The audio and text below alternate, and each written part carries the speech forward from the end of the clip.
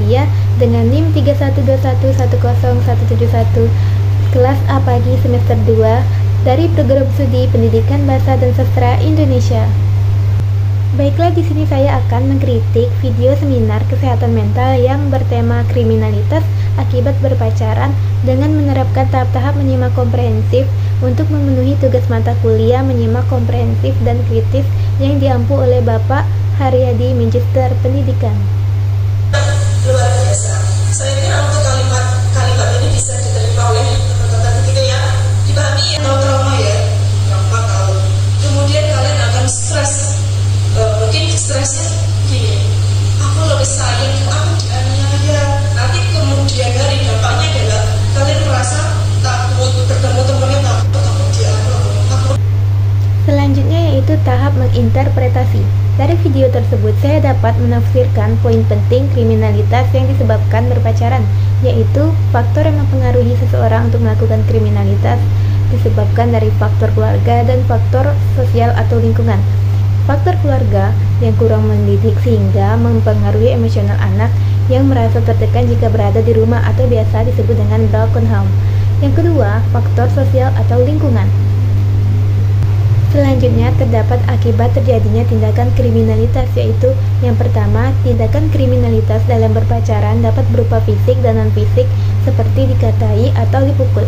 Yang kedua, dampak psikologis akibat berpacaran membuat rasa trauma, sakit hati, dan stres misalnya seperti dianiaya.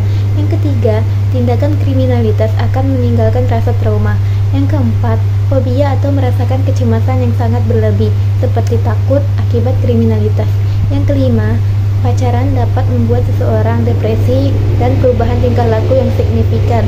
Misalnya yaitu yang aktif dalam belajar, tiba-tiba nilainya menurun. Selanjutnya, pencegahan agar dapat terhindar dari tindakan kriminalitas akibat berpacaran, yaitu yang pertama, membuat kesepakatan, misalnya seperti menghargai, saling mendukung, tidak melakukan kekerasan, dan sebagai support system. Yang kedua, mencari informasi untuk mencegah terjadinya tindakan kriminalitas. Yang ketiga, membangun relasi dan komunikasi yang baik. Yang keempat, dalam penanganan kekerasan perlu adanya dukungan dari dalam diri individu, keluarga, dan masyarakat. Yang kelima, peran religius keagamaan sebagai benteng agar tidak terjadi tindakan kriminalitas. Yang keenam, harus melihat apakah teman atau pasangan berperilaku kriminalitas. Selanjutnya memasuki tahap mengevaluasi. Dari video seminar tersebut, saya dapat mengevaluasi keunggulan dan kekurangan pada kegiatan tersebut.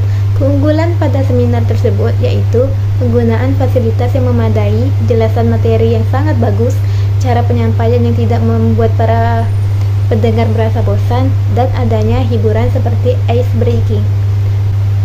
Sedangkan kekurangan pada seminar tersebut akan lebih baiknya jika narasumber lebih dari satu orang agar dapat menggali sudut pandang yang berbeda serta menyalurkan pendapat informasi yang lebih luas lagi. Selanjutnya memasuki tahap terakhir yaitu tahap menanggapi. Setelah adanya tahap interpretasi, saya dapat memperoleh atau menyerap apa yang telah disampaikan mengenai tindakan kriminalitas yang disebabkan berpacaran, di mana kejahatan dalam hal ini dapat berupa fisik dan non-fisik. Kejahatan secara non-fisik dapat berupa perkataan yang menyakiti perasaan seseorang, sementara kekerasan fisik dapat berupa tindakan seperti memukul dan melukai bagian fisik seseorang.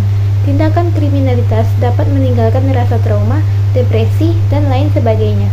Selain itu, kita juga harus dapat mencegah kekerasan seperti adanya kesepakatan antara kedua belah pihak untuk saling mendukung, memotivasi, mensupport, dan tidak melakukan kekerasan. Kita juga membutuhkan keluarga dan lingkungan sekitar untuk menangani rasa trauma dari tindakan kriminalitas. Sekian kritik yang saya sampaikan. Jika ada kekurangan atau kesalahan kata, saya mohon maaf sebesar-besarnya. Saya akhiri. Wassalamualaikum warahmatullahi wabarakatuh. Baby, let's move.